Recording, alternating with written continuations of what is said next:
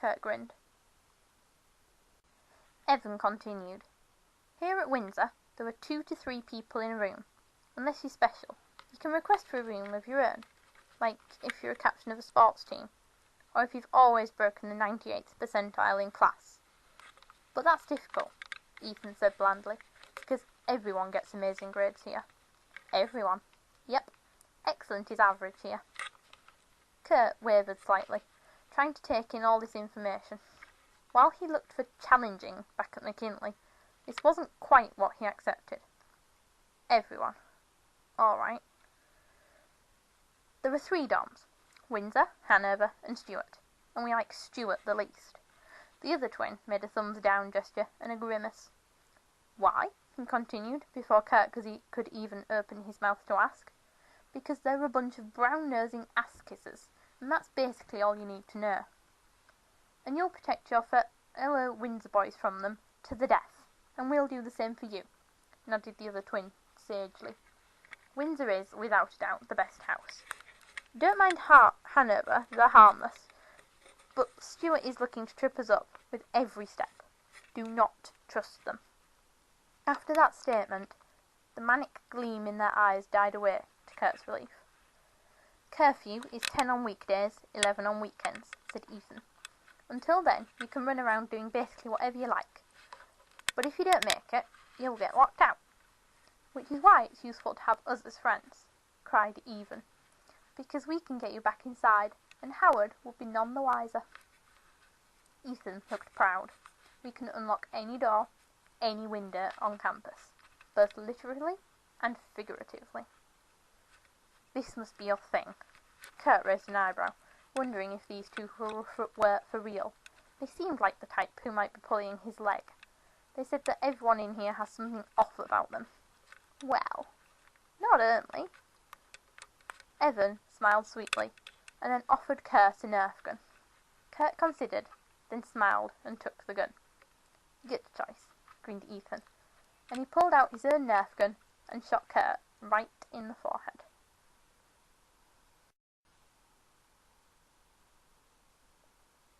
When Blaine walked out from the twins' room not more than 10 minutes later, he was livid for a few reasons. 1, after yelling at the twins for grabbing Kurt without letting the rest of them know where he was.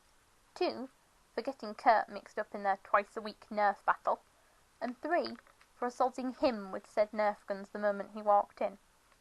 Leaving the new boy alone in Windsor House was never a good idea, but at least Kurt was breathing when he pulled him out of the Nerf war going on. Barely, anyway. Kurt was laughing so hard that he was stumbling in his walk. Blaine's hand clutched his firmly, and he looked to the older warbler and chirked, "What are those guys on?" "I wish we knew," Blaine smiled, amused nevertheless at how Kurt seemed to have been enjoying himself. He leaned a bit closer to inspect Kurt's scarlet forehead. "They got you there, all right." It was worth it watching Evan manage a perfect matrix backbend after my first clear shot at him. Kurt swallowed, smile turning rather awkward at Blaine's close proximity. Blaine, however, looked intrigued. "How do you know that one was Evan?"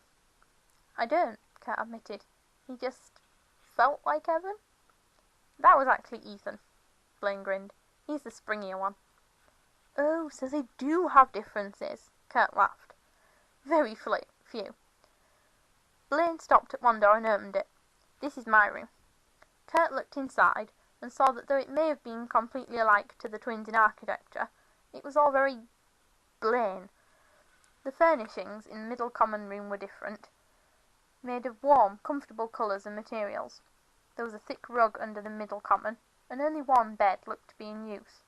Since it was surrounded by a study area heaped with books, pens, papers, a sleek laptop, and had a corkboard full of warblers' photos, Kurt presumed the bed was Blaine's. The other dais had a bed, but it was pushed to the side, and the space left was full of pillows large enough to sit on. The middle dais, to Kurt's utter fascination, had been set up as a small theatre with a cinema screen. "How did you even get that screen in?" Kurt gaped. "It's actually pretty old.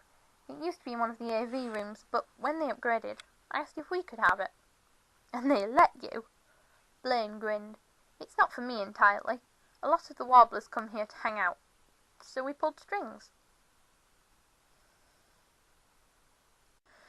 McKinley's Glee Club couldn't even afford transportation, let alone a whole cinema screen, Kurt marvelled.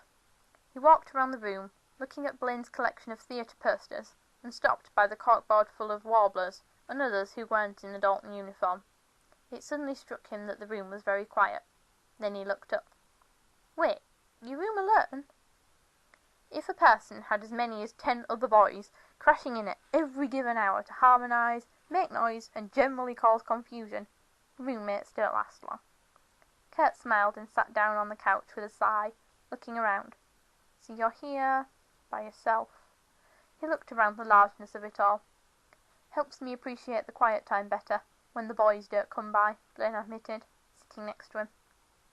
The silence that fell was neither awkward or tense. They both looked tired without really acknowledging what it was they were tired of. Both seemed lost in thought for a moment. Blaine roused himself first, and saw Kurt staring into his phone. There was nothing on the screen. Blaine nudged him gently. Hey. For an instant, Kurt glanced at him in response, before he leaned against his shoulder, not even trying to smile this time. Blaine looked at him, a bit surprised, but welcomed it while it lasted. He put a strong arm round Kurt's shoulders, not sure if he was trying to soak up warmth or impart it to the other boy. In spite of himself, Kurt turned his face to Blaine's shoulder and let out a shuddering sigh, and Blaine clasped his free hand in his. It gets easier, he finally murmured. A pause. When? Kurt whispered without moving, clutching a bit tighter onto his hand. When indeed, Blaine sighed. He glanced at Kurt again. He was always so close to those enticing lips that had first mesmerised him that afternoon on McKinley's damp staircase, and just like then, he turned away from them before he did something regrettable.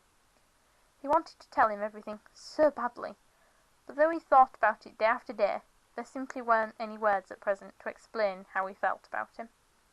Even though he himself couldn't properly understand how the one boy managed, in under a day, to win over his attentions without even knowing he did.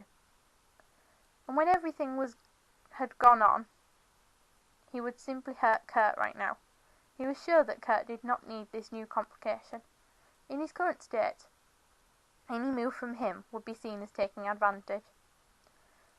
And he would never forgive himself if he just managed to add himself to Kurt's problems right now. For now, I'll protect you. From everything. Even from me. Blaine smiled down at Kurt. When you trust yourself to stand again. Kurt looked up. Blaine's smile widened.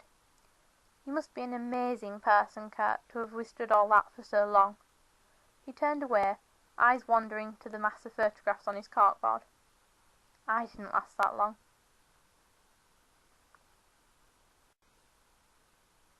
Blaine? Kurt sat up, looking at him, brow furrowing in concern, but Blaine just looked at him with that same warm expression. You're really so much stronger than you think you are, Kurt. Courage can also mean believing in yourself, to rise past everything, and become who you want to be again, at a time when everything seems to have fallen apart. He took Kurt's hands. This time, though, I'm with you all the way. Like I told you before, I've got your back. All right? Kurt looked down at their hands, and back up at Blaine's smile. He felt his eyes sting as they filled with tears, but his pride refused to let them fall, blinking them away. He laughed through the haze in his eyes and nodded. Yeah, all right. Blaine laughed and grinned at him. Hang in there. Kurt just laughed, wiped his eyes, and nodded.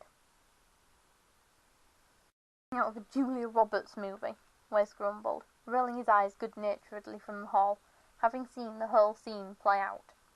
David grinned at him, then looked back at the two in Blaine's room.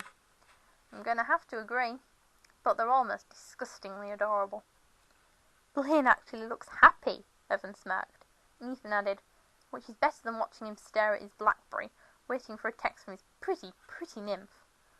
Is it officially his pretty, pretty nymph yet? David asked. Not yet, if the way they're being so fidgety around each other is any indication.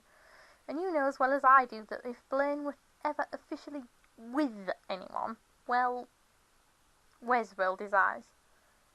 He'd be struggling a lot less. He gestured to the two, chatting amicably inside the room. "Can he sing?" asked Ethan curiously. "You did mention he was from McKinley's Glee Club." "The only McKinley tape we've got has that small girl with the major pipes up front," Evan commented. "And Blaine's little nymph was chorus vocal." "Well, Blaine insists he can sing. I don't know how he knows when even Kurt says he's never heard him." David shrugged. "We'll find out soon enough." Wes nodded, crossing his arms over his chest, keeping his eyes on the couple on the couch. "You'll have to sing for Harvey and Medell. They'll decide." "He'll be fine," chorused the twins. "And how would you know?" David raised an eyebrow. Evan, or the Ethan, smiled as he studied Kurt's bright smile as he looked up at Blaine. "It's just a feeling."